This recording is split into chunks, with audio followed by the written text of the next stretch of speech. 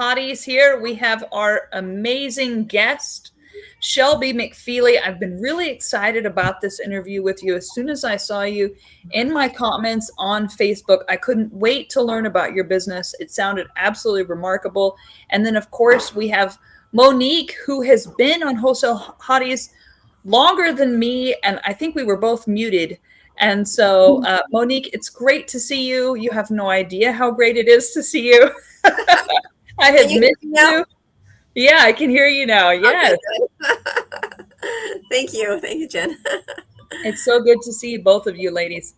So go ahead, Monique, did you have any questions for Shelby before I get my motor mouth a running? Thank you so much. We're just glad to be here today. And Shelby, actually, I don't know anything about you yet because had my head to the grindstone and the nose today, and my nose in the paperwork today, and didn't get a chance to read up on what you were working on. So please, I am so excited to hear about what you do. Yes, that's well, I'm Shelby. I run a real estate investment business with my dad here in Garland, Texas. We've been doing this 14 years now. And Wow. been in quite some time. I started in it as a baby, or at least felt like I was. So you were born into it. Well, not quite actually. I actually before this I went to culinary school. I had desires to be a chef, and then he started this business back in 2011. So it's been 15 years now. Perfect time to start, wasn't it? Wow, yeah, that was a crazy time. Yeah. And I started helping him out, and then I just never left. So it's a running joke in the family that I'm just a really good cook at but I do real estate. So everybody needs one of those in the family. Yeah. What's your main exit strategy, Shelby? You guys doing fix and flips, wholesale, rentals? Tell me what kind of stack you have going on. Currently, we are just primarily focusing on wholesale, but we do fix and flip and buy and hold as well. We have gone down significantly in our rentals. At one point, I had 20 of them, but we've owner financed a few out. We've tried a couple different strategies and sold off a few, and are we're kind of starting back from scratch at this point. And just they did well. We were able to do cash out refinances on those. Had great congratulations, and just decided to go a different way. And right now I'm strictly doing wholesaling though. Just kind of been easier in this market. I have really good buyers, and they're constantly looking for properties from us. And I do a significant amount of marketing. Actually advertise on a radio station, do some direct mail, and that's worked out really well for us. If we find something that's just too good to pass, then of course we're going to take it down. But as of right now, we're sticking with wholesaling so far. But we've dipped into a little bit of everything on the single family side. And so go ahead, Monique. Where are you located, Shelby? And do you invest only in your location, or are you everywhere? I am in it's Dallas, Texas area. So we do mainly Dallas Fort Worth area, but I've had some really odd calls over the years, and I've done wholesale to property, and actually no, we did a short sale on it in Lebanon, Kansas. I've had stuff in Georgia, Mississippi. I get calls like as people drive through and they hear me on the radio, or they get a referral from somebody that knows me. I'm always going to find some way to help find a solution for them. So we make it work. But yeah, I primarily just do the North Texas area. But I'm not scared of going anywhere. Where all were your rentals that you sold? They were all in DFW. So most of them I have a really soft spot for Garland, which is where I live. That's a very prime area for having rentals. And then we've had Fort Worth, Irving, Farmersville. Goodness, just all kind of in this direct area. Are you, Jennifer? You're from this area too, right? I am. So I actually grew up in a little town called Crandall for the first 14 years of my life, where going to Mesquite, the Town East Mall was, for all the locals will remember, that was the thing to do. It was a treat to get to go there. And then I moved up to McKinney in 1999, and then I moved to downtown Dallas for a little while. Then back to Collin County in Plano. I lived in Plano and McKinney for a long time, and then we ended up moving out to Sherman, near Sherman. because that was the only place where we could afford to buy a house. I mean, I was making like $40K a year whenever we bought this house just 8 years ago. Yeah, so it was like the last place where you could even buy a house making $40K a year, and now I don't think there's anywhere in the country where you could, buy a house making maybe Ohio. Yeah, right. Iowa, right? Yep. maybe a little bit of Arkansas too. Yeah, I've been doing like thinking of branching out to do virtual in different states. But I have one thing my dad and I talk about consistently is that we really, prefer actually walking the properties. That's why we like to stay local, because I don't know. I mean, I could probably discount it enough over the phone, but I really enjoy the going in person, meeting with the sellers and doing the walkthroughs of the property. And since we do rehabs, we know what we're talking about. We know what we're looking for. We're able to actually, give good feedback and have good rapport with buyers too, because we know what we're looking at on a rehab side of when we've actually walked through the property. And the data shows that conversions are way higher going in person, and you can negotiate much more deeply. So if you can go in person, that typically is a lot better. And all of my eyelash technicians, nail ladies, there's a huge Vietnamese population in Garland. So whenever you have rentals there, do you ever rent to that demographic, or do they not rent much? They usually just buy. I do not, actually. It's not a demographic I've come across very often. We Interesting. Get Hispanic families, and then just just generically over the years, any tenant I've had, usually it's the first person I meet with, and they stay forever. So that is long running.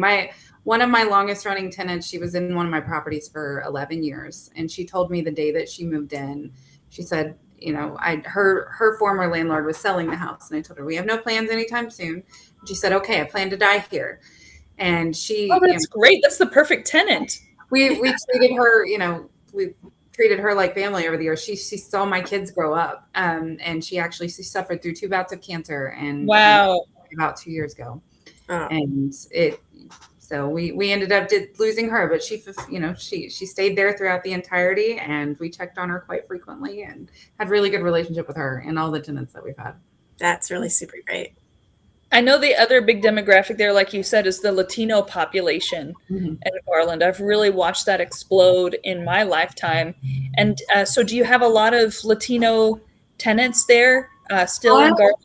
The last we do around this area. I don't particularly. I'm down to. I think I have 2 rentals right now, so that's not any of my demographics. But I just sold one recently, and she actually, she was Latino as well. But she cleans properties for me, so I'm still in contact with her. She brought me tamales for Christmas, so that is fantastic. I love that. So you said you're looking to rebuild your rental portfolio, and something about the Dallas-Fort Worth area is that it's really hard to even hit the 1% rule.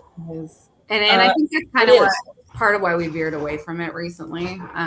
Just wholesale was better return for us. But I haven't bought anything as deeply discounted as we did back in 2013 through 2018. I'm sure we were building our rental portfolio to begin with. So just nothing sounds as exciting right now. And then that and the day-to-day maintenance, so the ultimate goal is, by me to take over majority of our company, and my dad kind of just slowly, not that I'll ever get him to quit doing things, but the goal is to retire him out of the business at some point. And he's our go-to handyman right now, or, the go-to one. If a tenant calls me, I call him. So, kind of, getting away from that daily maintenance criteria. That's kind of a dream come true, I think. We lost Jen. Oh no. Well, so it sounds like you get to tell us more about your story. So tell us a little bit about your. Okay. Are we trying to get back? I thought you left too, and I was like, oh no, everything's gone. But it was just another page just popped up in front of you. Okay, no, I'm sorry. What was the question you were trying to ask? No, finish. Did you get what Jen was saying and what she was? Do you have anything you want to answer to what she was saying? Yeah, I'm still beginning of 2026, trying to figure out exactly where we want to go. I think I don't know that I'm for sure going to take down any rentals this year, but Yeah. fix and flips are definitely on the table for us. So if I find something, we have some really good private money partners and good connections with with lending companies that I'll take down any of that or utilize the cash that we have. But it just taking on a big project, and my dad does the GC on it, so it's just kind of a matter of where we're able to play our parts in that time of year. So right now, just strictly wholesale, but maybe the second half of 2026, I'll be doing some. So do you find wholesale is more like the what you have to do and how much you get is a little bit more either easier or less stressful or more money, or what do you find to be the most, if you're not doing? I've been doing it so long. I don't know. Nobody really asked me that question. I don't go for the really big margins. So, Yeah. and I think that's probably why we still have a really good reputation in this business is, we make sure that the seller's taken care of and the buyers are taken care of. And it's not, we're not looking for gold on every deal. We kind of have this philosophy of, if we can get 5 deals at, or 5 deals at 10,000, or, we don't go for those big numbers. I've had some really big ones before, but that's not our ultimate goal. If we can cover marketing costs, take care of, business overhead and have a profit still at the end, then we're good with just doing multiple of them within a month. But sometimes we land those really good ones that are just, that make the quarter happen for us. But have you ever delved into like multifamily or bigger deals? I have not. I have been very stuck in my box of single family residence, and I have not branched into that. I've checked them out, but I don't have. I'm one of those. I have to have a lot of knowledge in what I'm doing, and I overanalyze, and so I have to know all the things about it before I try it. So. Well, sometimes you can balance out the other person is your partner, because that's kind of, my brother's my partner, and so we balance each other out in that area. So it kind of helps kind of like push one person a little bit further, and not the other person doesn't go too fast where there's too many mistakes made too. So it works out that way. Right. Yeah, my dad's more the action taker on stuff, and I'm like, wait, hold on. I kind of thought that might be the case. I have to go be the technology person behind it and figure out. But that's not a bad thing. That's a good thing. It is. It works, right? We have a really good dynamic. Yeah. Yeah. I know there's a lot more now than there used to be. When we started this, we were pretty much the only like father daughter team. There wasn't a whole lot of family dynamics in this unless it was husband and wife. Right. And so it's been a really great marketing point with sellers too. They love the family business dynamic. They love over the years when I need to plug my computer in, it's about to die. Over the years when like I'm pregnant with my kids, that was the big win over sellers. Like everything family, like we really hone in on that aspect because it brings kind of a more commonality between us and the people that we're dealing with. Just getting on a real level with them and trying to make it, make them feel at ease with what we're doing. And it sounds like you are very ethical with what you do. I and am. how you do it, and going into the homes and talking to them and caring enough about the people that are there that comes across. Yes, we are very big on our core values, and one of the top ones is communication and integrity. And we really feel like we go through this business with morals and ethics, which is very uncommon these days. I mean, a lot of wholesalers get a really bad rap. I don't think there's hardly anybody you'll find out there that's going to say anything negative about us and our company, because we're upfront, we're direct, we're honest, we're direct with our sellers, we're direct with our buyers. I have full transparency. If it's a deal for you, it's a deal. If not, then we'll move on to the next person. But as long at the end of the day, as long as my sellers are taken care of, that's what I care about. My passion in this business, and it's lost me some money over the years, is really, making sure that we embody that, and that I'm not always going to be the best option for these sellers, but they came to me for a reason. A lot of them have heard me on a radio station that they trust. I've been on a couple of them, and we mainly market on Christian radio stations, and they're small small markets, but it's a niche group of people. And when they come to me, they're looking for somebody they can trust. And I try to provide that. And I offer all of my sellers, hey, if this isn't something that fits you, I can't buy every house, but feel free to come to me and let me know what options you have, and let's make sure you feel comfortable. It's takes away some of my spare time, but at the end of the day, I can still sleep at night, so I'm okay with that. And do you just advertise, or do you actually do a podcast, or have more like this, like you're actually talking to people Right. on a live podcast? Yes, this is actually, I've never done this before. So okay, so it's your first. Wow. So funny. I actually met when Jennifer messaged me about this. I have avoided any kind of spotlight or anything with cameras, anything up until this past year. I did. I sponsored Texas Tuesday, which is a real estate mastermind group that we have here on first Tuesdays of the month. And that's great. Hosted by Ryan Jackson. And we've helped with that for years. And I finally was convinced to speak at it in September. And congratulations. Total nervous wreck to do it. But I beat that fear and I got out there and I did it. And I also went on a podcast with Mike Hambright, who does Investor Fuel. He's a good friend of ours. And we've been part of the Investor Fuel Mastermind group over the years. And so I'm trying to really tackle these fears of mine of getting out there. And I'm trying to put myself a little bit more out on social media so that we can just build a better network and connect with more people. So what was the fear behind getting out there more? Because sometimes there are some legitimate fears behind that. I used to be in orchestra in high school, and every time we would have concerts, I freak out. It's like I can talk all day long. Get me on the phone, or if it's just an act, the old school way that podcasts used to be done with just a microphone and there's no camera involved, I'm fine. But for some reason, when the camera comes on, I panic. I'm doing fine today. The irony in this is when I send my offers to sellers, I have kind of a special way that I do that. I send videos with my offers. Do you really? Yeah. And I outright tell them they love it. I get the best feedback with it. What do they say? I personalize every single offer that I send by doing a quick little, 2-3 minute video with their names and telling them, hey, thanks for meeting with us. And I give them a little quick rundown of the process and send it out. And I still stutter when I do those, but they love it. And it personalizes it for them and makes them feel seen and connected with me as somebody who they're wanting to sell their house to.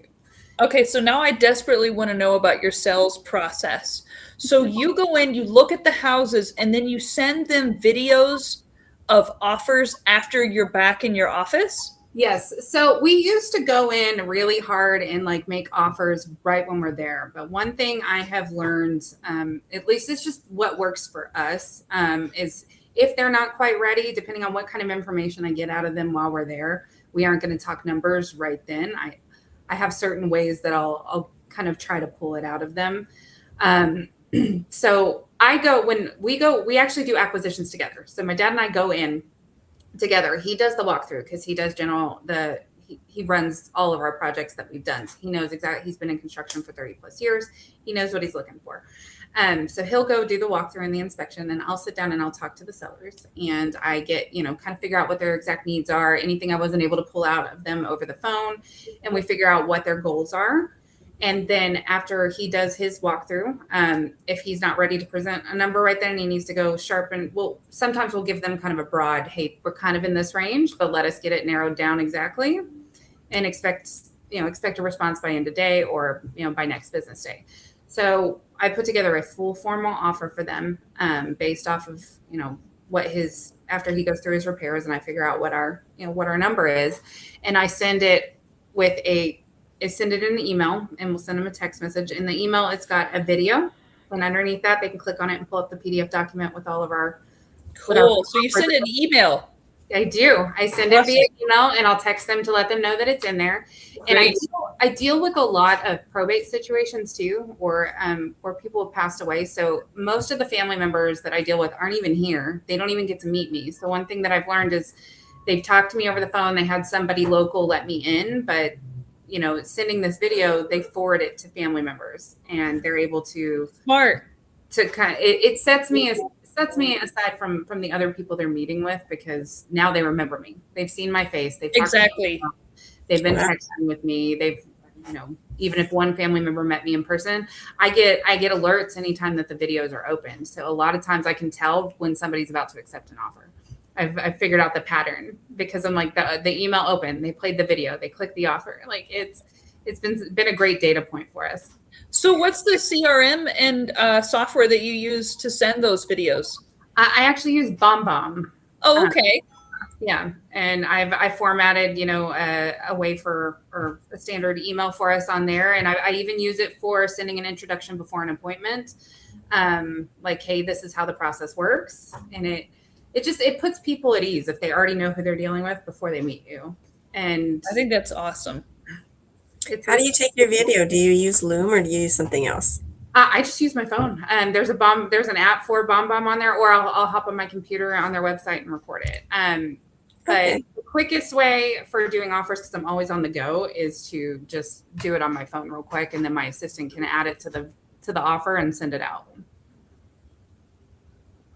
And what are your favorite comping tools for the area?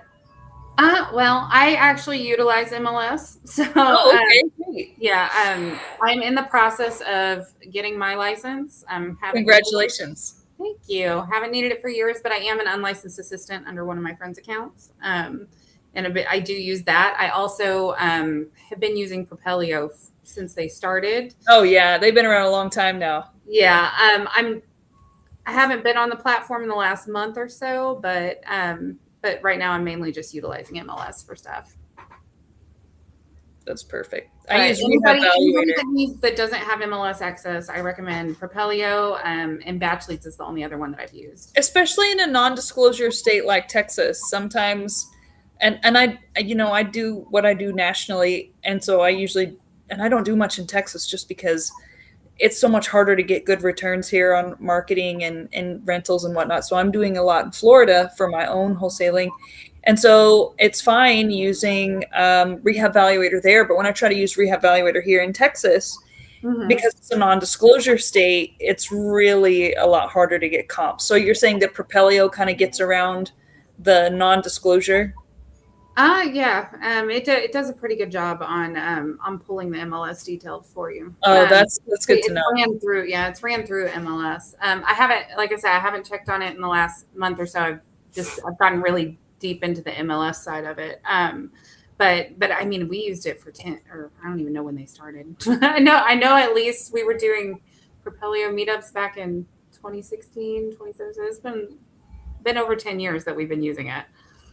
And I actually I do use them. My assistant uses the platform. I would say I don't go on there and do it, but they still have a Driving for Dollars app that you can download.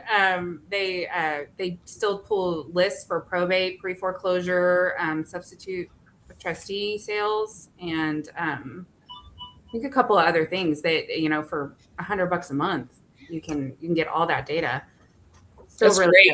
I use their probate list. So, and do you ever take your kids to see the properties?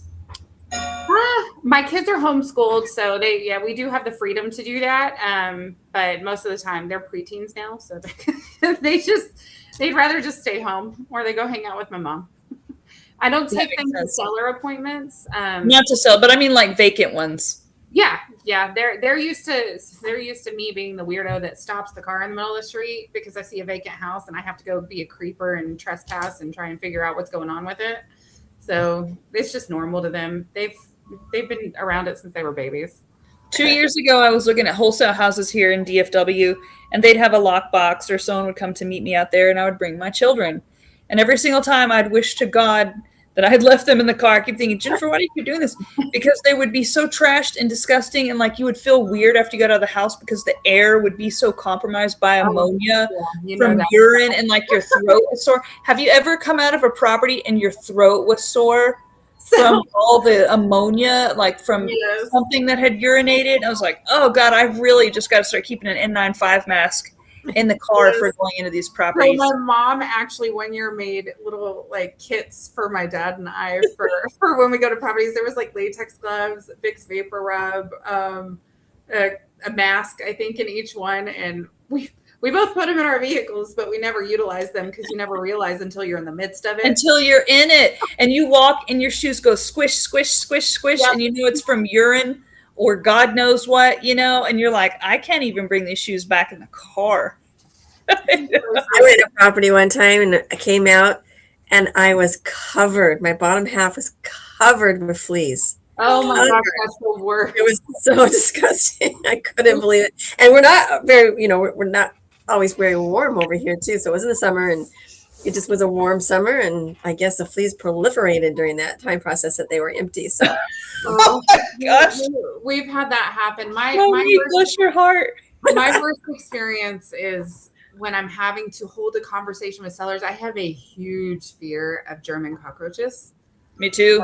I will hyperventilate. I will burn everything down. And I've had to smile and talk to people while they're crawling by my head. And having to pretend that I don't see it. And it's heartbreaking to see people live that way. It really is. And you have to just, you still have to have compassion. And I mean, when I remember that one particular property because I got out and I think I was married at the time. I called my husband at the time and called my mom. And I was like, I'm going to burn my car down. I need y'all to go get bombs. Like, I can't. Mm-hmm. I started hyperventilating and crying. Like, it's the worst. Now, if I see it's so hard to get rid of. I know. Now if I see one, I handle it a little bit better, but my dad's hilarious because he knows the moment I see one, I go, nope, this one's on you. I'll walk out. If nobody's there, like, of course, if there's a seller there, I handle myself appropriately. It's piles of right back out. Mice turds that freak me out because like cockroaches are gross. They have salmonella. I've got chicken, so I feel like I have some natural immunity to salmonella. But the disease that comes in the mice turds is the one that freaks me out. So I try not to move anything and like get the dust to stirring.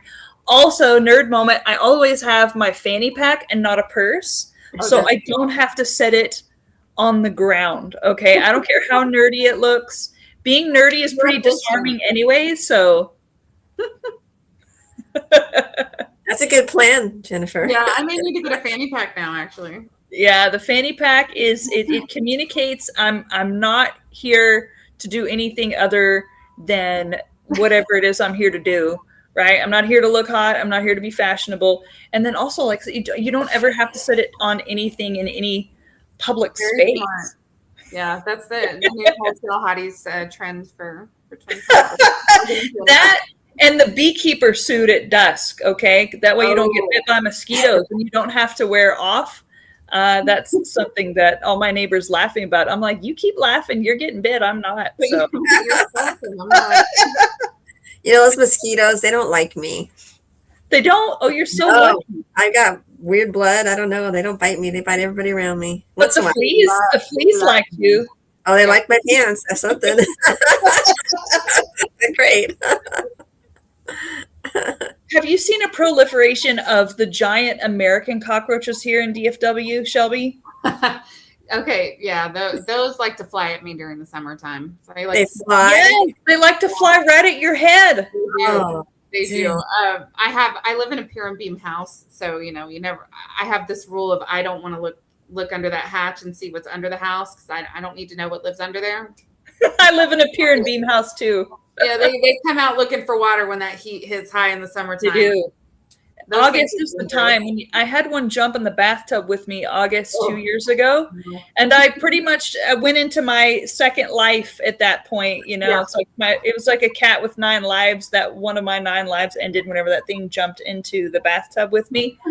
And so you have to spray pesticides underneath the house whenever you have a crawl space.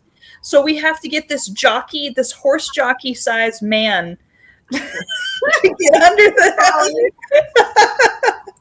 So we're just riffing on North Texas ailments right now. Crawl spaces and the giant, because when I was growing up, giant cockroaches were not a thing, hardly at all. No, I remember them. I remember getting trapped in upstairs when I was probably like 6 or 7, because one was on the windowsill in the stairway, and my sister got downstairs before I did, and and I got stuck and trapped. You get stuck.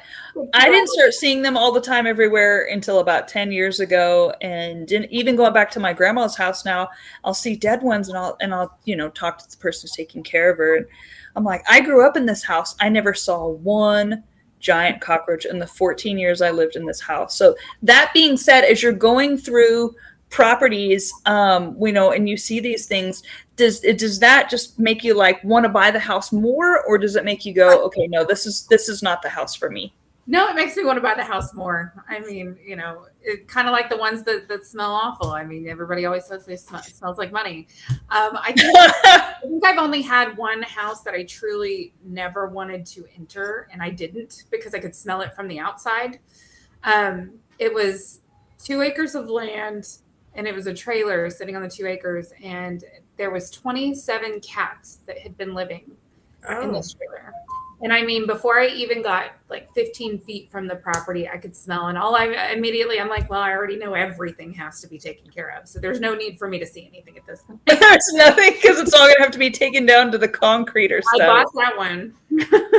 That's awesome. Did they give you a good price quickly, or did you have to have a come to Jesus? They did not argue with me whatsoever. Wow. Don't you love those? Those are rare. That's fair enough. That's great. And then what are some of your goals in terms of how many acquisitions? Is there a cap? Are you like, more than 10 is too much, and less than 3 is not enough? So is there like a goal that you have in terms of how many transactions you prefer to do per month? No, I will take all the transactions. As many as you can. No, yeah. I hit February. I had to look back. February was very slow for us. And I've looked back for some reason over the years. February and July are my two slowest months. Interesting. It's starting to, I don't know why, but they just are for me. November, for some reason, seems to be my best month, which is some people's worst month. I don't know if it's just our company or what, but it's the trends that I've seen over the years, going back and looking at our KPIs and what we've had annually. So I know there's never too much. We're small. I mean, it's my dad, me. We have a transaction coordinator that helps us when we have things under contract, and then my assistant in the Philippines, who's been with us for 6 years. So we make it happen. We are small but mighty. That's great. I'd say, right now we're still at that 2 to 5 deal because I haven't amped up. I think a goal for me this year is to get to a point where I can bring somebody else on, bring somebody that answers the phones, because it's a lot. I mean, I wear a lot of hats in this business. I do yes, I bet. I do lead management. I handle acquisitions, dispositions, and luckily I'm not doing the TC work. I still stick my nose in it a little too much, but I hold on to everything. But if I could get somebody to handle lead management, then just focus my time on the other aspects of business. The hardest thing is letting go. Very much so. Letting somebody so many aspects of life too. That's true. And trusting that they'll be able to do what we do in the way we do it. Yeah. So I'm praying that this year I, get enough built up with my, systems and processes that I feel comfortable enough to say, okay, I laid it all out. Here it is. And pass That's what it takes. And it's still the way you want it. I know. I'm gonna have to let go of my control a little bit. And everyone I know who hires a full-time lead manager, they often 3 or 4x the amount of deals that they do, just because as an operator, it is so incredibly painful to go through and do all of your leads and go through and set those appointments. So I have a question for you, Shelby, in terms, and you don't have to answer this publicly, but sometimes, I want my son to join me. He's 16. And I'm thinking, I don't know how I'm going to share the money with him, though. So can I double my volume enough to where we can both make that? So without going like too personal, how did you and your dad, for someone who wants to have my son join me, how did you guys work out? Okay, I'm used to making all the money myself. So how do I double my revenue enough to where, my son gets his part and I get my part? Well, so we're structured under an LLC. So what we do is, we actually just pay ourselves salaries. We don't pull a whole lot from the company. We take what we need and that we're comfortable with, and if there's something, you know, additional we need to do, then we'll just discuss it with each other and you know, and pull it. But anything that can be applied to business, we have an amazing CPA who, you know, marks things appropriately for us at the end of every year. And you know, we work off of, hey, this is what we need or what we feel comfortable with, and we pull that, and we're good with it. So then you have a salary where that's your salary. Mm-hmm. And then if you guys make above and beyond that salary, you just put it back into the company. And again, I'm not trying to be too personal. I'm just honestly. That's precisely what we do. We put it into the company so that it's there if we, you know, we need it for a project or we need it for, you know, try a new marketing avenue or whatever that may be, it's there. Well, thank you for that insight. So it sounds like salary is probably the way to go. We just have to make sure we make enough to where the salary makes sense. You got to cover the overhead, cover the market, take, you know, deduct your stuff from the front of it, and then you pull what you need. There's actually a really good book out there from a friend of mine in this business, Profit First. Yes, with David. Yeah, Profit First with real estate investing, and that's definitely a good principle to live by.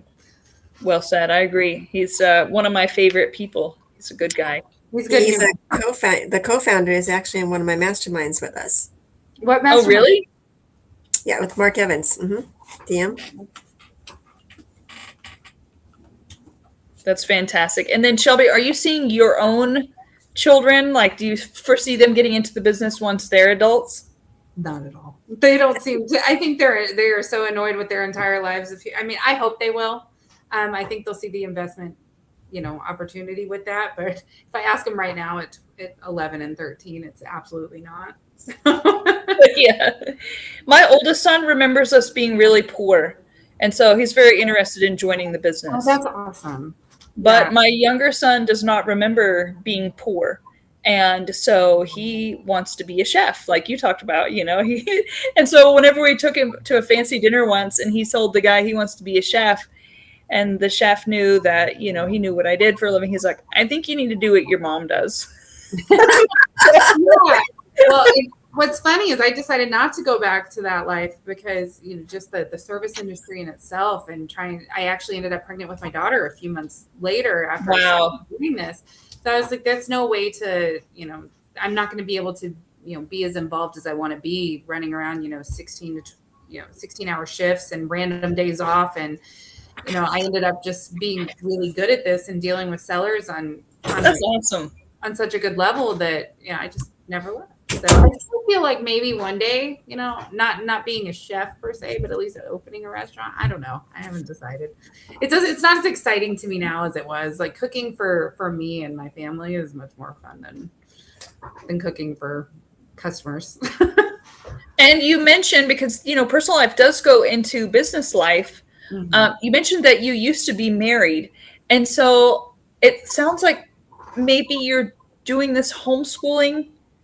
Did you ever get remarried, or are you doing this like as a single mom? Because that matters in terms of logistics. Yeah, it does. My divorce was finalized June of last year. So, I mean, he was around while I was building this business with my dad. But that's good. It's been a rough transition for us. It's been a hard year of, I was married for 16 years. That's a long time. It is. It's been a hard transition of, you know, going from having my kids, you know, every single day to every other week, and, you know, figuring out who I am outside of, you know, I got married at 19, 19, 20, and, you know, trying to figure out, you know, my identity. It's, you know, it's a lot to take on when you're running a business and trying to be a mom and you homeschool and going through major life changes. So, yes, it definitely affects. There was a lot of complaints about, you know, always being on my phone because we know real estate never sleeps.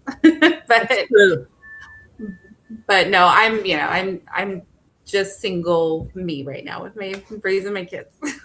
For me, the hardest night was the first night after he moved out, and that first night alone was brutal. Oh no, I prayed for that. My kids are. That's it, yeah. But I found it got easier. Mine was a very rough situation. So I'm glad I'm glad it's what you wanted and that it brought you peace. Yeah, no, I'm very good right now. That's great. So then it sounds like maybe it opened up bandwidth for you. It did. It did. And it's still taken a while to figure out, who I am outside of all that stuff and rediscovering myself and going through a healing process to be able to get back on my feet and find my spark and what brings me joy and, in life and make a balance for me and my kids. How many kids do you have, Shelby? I have two. I have a boy and a girl, and one just turned a teenager, and she's been a teenager since she was 3. So and then my son will be 12 next month. That's great. And what are some of your favorite investments that are truly passive? Do you have any that you're really kind of bullish on right now that you like? No, just sticking with the single family. Our favorites are the 3-2s, and the Dallas County is probably my favorite. But yeah, no, I'm just sticking with houses right now. I haven't really ventured out much into other investment areas. Do you think now that you're single and you're kind of figuring yourself out and you're kind of discovering new things, do you think that you might discover that there might be more things that you want to invest in? Definitely. I have some plans, but I'm trying to keep myself a little focused. Like I need to get this license, get my real estate license finished, and then I can branch out into helping people because I have a lot of listing referrals that I end up with. And so good. Now I can start taking those on and just have that as another stream of revenue for us. Absolutely. And also I think I did a closing notary thing. I haven't utilized that yet, but I need to. I'm finding all these little different ways. If I'm ever needed or necessary, I've got the qualifications to do it. And I've looked into a couple of different investing strategies. I'm trying to figure out if there's maybe another type of business that I want to branch out to. It's all new this year. I've got to get this one, flowing consistently enough in 2026 to where I can step away a little bit and start looking into some things. I like sometimes I get tempted by the thought of dirty, like, simple dirty businesses, as they say, dirty jobs, picking up poop or coin laundry, or I even like what Monique does, which I would consider a dirty job, which is the having to clean up after fire and flood. Oh gosh, yes, those are rough. Oh, we've got rat feces. We got all kinds of homes that we go. Now, I don't personally go into the crawl spaces and do the installation of the vapor barriers, the rat feces, or I've got people that do that, but it's still we have pictures and we have social media that we post on, and reports that we send to insurance companies. So we definitely have that in our wheelhouse. Do you do mold remediation? We do mold. Okay. Oh, that's a big deal. Leak detection. Yeah, we do most of it. That's quite a bit. And we do the rebuild too. So we rebuild the houses after the damage. But yeah, it can be a dirty job. And yeah, those are the toughest rehab jobs to do. We had one of our first rentals that we took down was a full burnout, and it was just down to the studs by the time that we got to it. And they can awful. We didn't have to do the restoration side of it though. So well, they can the smell can linger, so there's a smoke seal that goes into that. Interesting. Yeah, and a scrub and everything. So yeah. But the crawling through the poop with the sewer leaks, that's the worst. The guys. Oh gosh. What the guys have to do. You just get the point, right? I always joke about in feminism, we really want the CEO level jobs. We don't want to go down the sewer manholes. We don't want to stand on the we're not going to pull the snakes out. We're not going to wipe away the poop.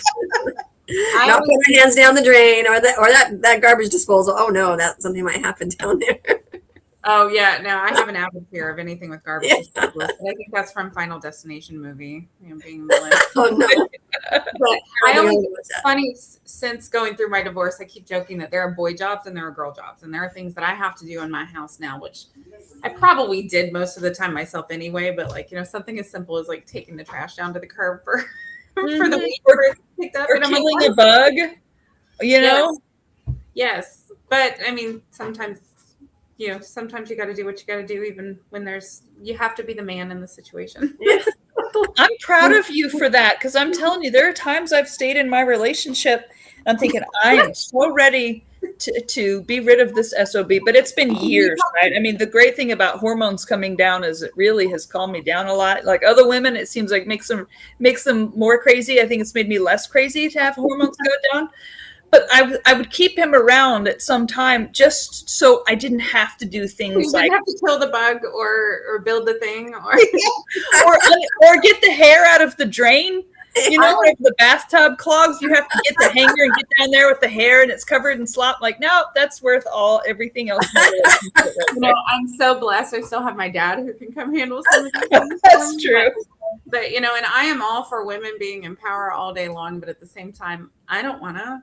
So, exactly. Hopefully my soulmate comes knocking on the door and handles all those things for me. Like, well, that's what the boys are for, our sons, they grow older, they become teenagers. It's like, guess what?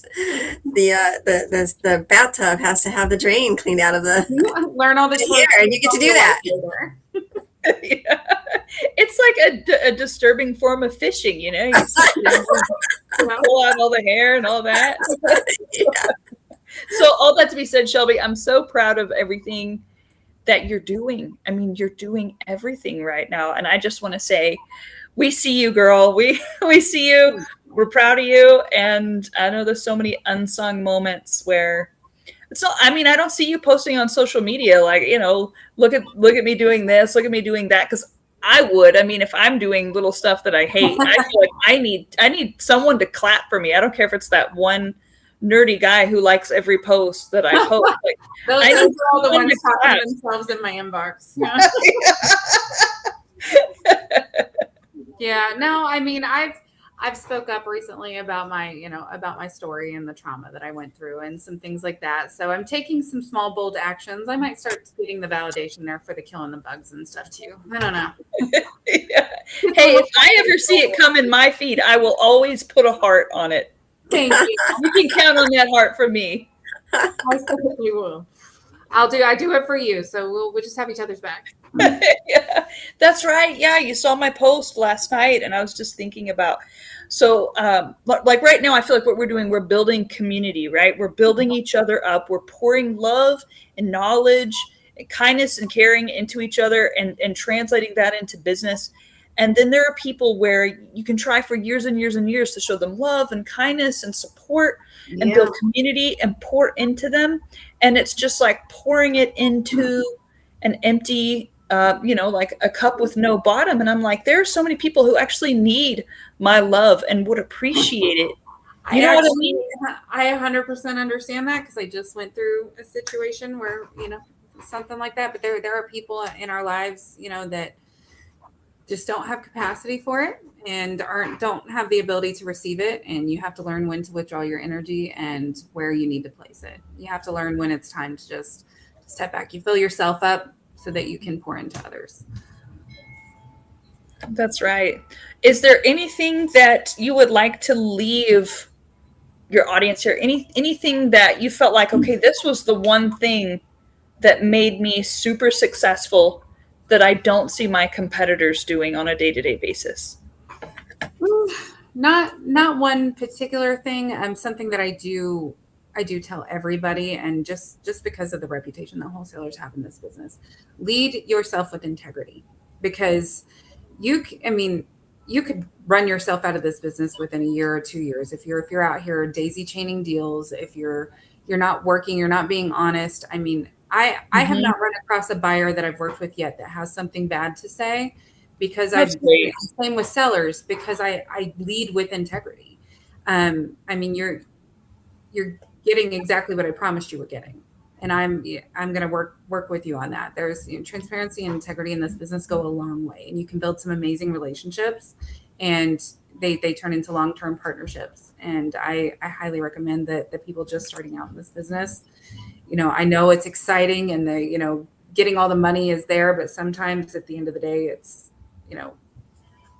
make sure that you're a true person, true to yourself, and conducting yourself that way outwardly, because I've met some amazing souls in this business and have built some of the best friendships and partnerships, and I don't regret it. I have lost money by not scheming, against other people, or there were different ways that I could have handled things, but I chose to lead with integrity. And I think everybody should conduct themselves that way. And what's the name, Shelby, of your company? Living Way Properties. Living Way Properties. So, and if somebody was trying to get a hold of you, you got your phone number here. Can they text you? Do they call you? Text me. If I don't respond, don't feel bad about sending me a reminder. You probably got shoved down about 20 other text threads. It's just on a daily basis. Like I was scrolling today, I was like, man, I've talked to a lot of people today. That's good. Facebook Messenger is probably one of the better places to get a hold of me as well. I actually probably have about 6 messages right now of people wanting a property I have. But I'm all about, I don't have a whole lot of extra time to give, but if you have a question about the industry or a question about a deal you may have, I'm more than happy to help in any area that I can. That's super great. Super great. And again, what's the name of the company? It's Living Way Properties. Way Properties. Okay. And is it Living, you have a website too? Yes. Yeah. livingwayproperties.com. Okay. Yeah. But for anybody not looking to sell a house, Facebook or Instagram or my phone number are going to be the best routes. Very wonderful. Well, it was so great meeting you and so great talking to you today. We're getting up to the end of the hour here. So we're super appreciative that you came on today to visit with us and to talk and to share your story. Thank you, ladies, for having me. Of course. Of course. And I guess we'll see everybody next week. All right. Sounds great. Really inspired, Shelby. Thank you so much. It's great to meet you.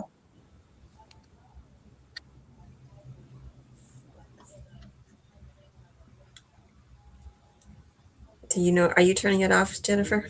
I think Donda said she wasn't sure how. So I told her, it was like we were a little bit lost without Sharon. So I can always do stop video and just see.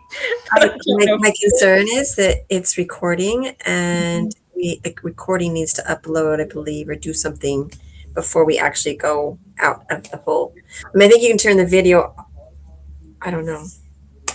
Yeah, I don't know either. And that was one of the things I asked her before she left. I was like, how do we make sure that this gets recorded? Let me, is she busy? Yeah, she's in Taos with her husband. Right. But I mean, is she like, I got an appointment right now? I'll call and see. I don't think so. Yeah, go for it.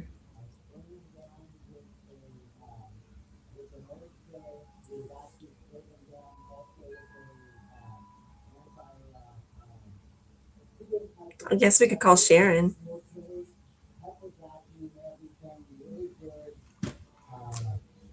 Yeah, I don't know. I think she's moving today. Hello. Hi, we need help. Yes. We're done and we don't know how to turn it off and we don't want to mess up the video. So we're calling you guys. It's being recorded as I'm saying all of this. So yes.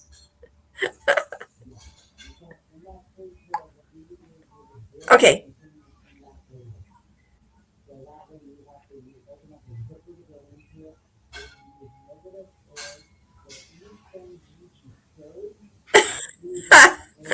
I thought you were the super tech person behind her.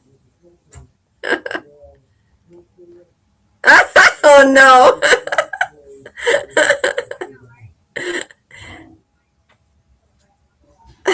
So do we stay on, normally how we stay on right afterwards when it shuts off? To make sure the video uploads.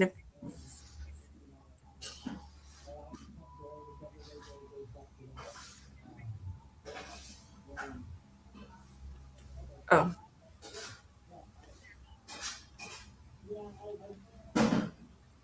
Okay. Okay. Okay. Perfect.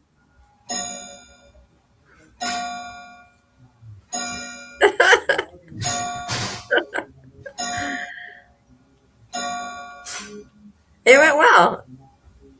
Might have to do some editing because it's taping this whole conversation, recording this whole conversation. Okay.